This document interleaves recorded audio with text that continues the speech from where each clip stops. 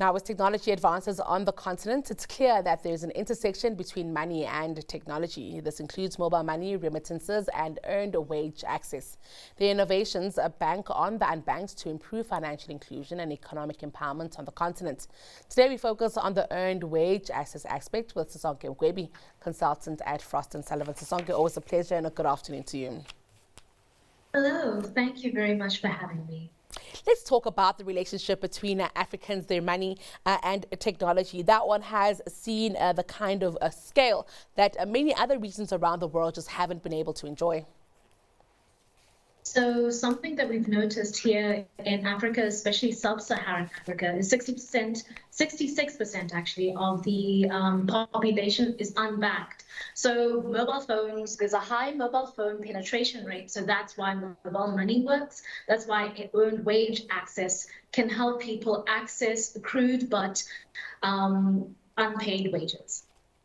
So, of course, we speak about mobile money and we also speak of remittances. But there's also, I think, one that is more emergent than the other, earned wage access. Help us understand exactly how this works, Sisonke. So what happens is, as you are working throughout the month, you are able to, there are platforms, so programs or apps that let you access the wages that you have earned per day or per week, depending on how it's set up. So that's how people are able to access their funds and their salaries before they actually get it. Instead of the monthly or bi-weekly, it can be a weekly basis. So that's helping people not, they don't have to now have high credit loans to try and get that end of month living situation going. So that's how it works. Yes, it's very interesting because actually many people, especially those who get paid at the end of a month, and this is even a lifestyle, it's the way people live, it's the way they think of their money, it's the norm. They supplement their income by accessing credit. And of course, if people could access their salaries monthly or weekly or as the month progresses, I'm wondering if this is a disruption that would be pushed in by employees or pulled in by employers.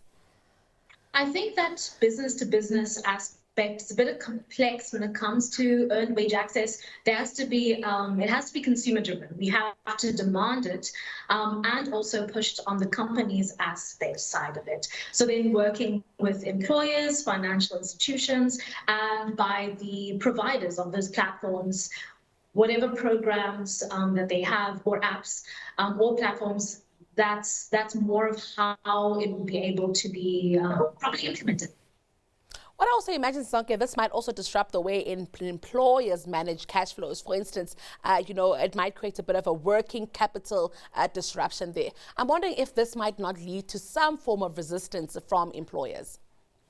I think the resistance may not be. What it does is employers need their employees to be financially secure so that they are able to be present at work. I think that is more of a driver than it is when it comes to payroll and understanding how the money comes out of the company. Because with the platforms, what happens is they pay after. So the earned wage platforms actually front the cash and then the company pays back. Those are some of the deals that we've seen happen with different platforms. Other platforms, the employee or employer pays upfront. So it just depends on who. I think the pushback won't be as big as we expect.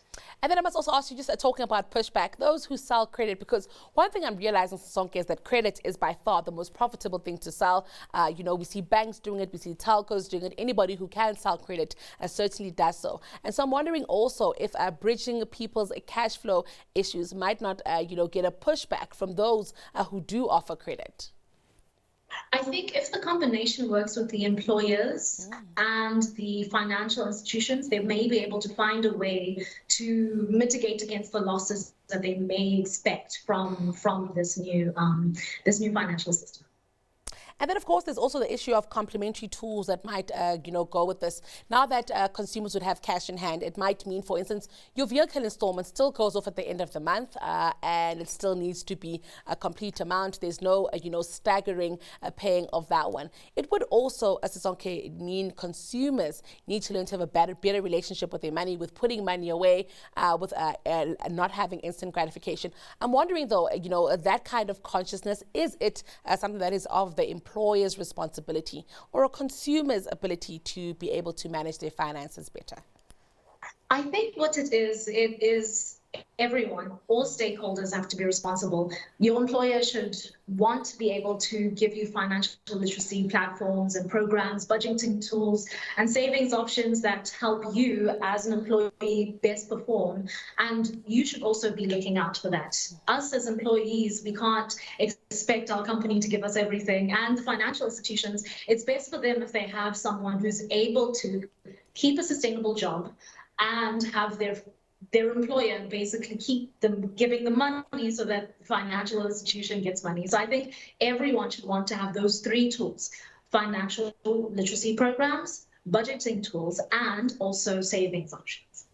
Now, we have seen quite a few EWA merchants around the continent, not many here in Southern Africa, but mainly, in West and East Africa. I'm wondering if there are parts of the continent that have already embraced this technology faster than others, and if we can expect it to become a continental-wide phenomenon or saturated in parts of Sub-Saharan Africa.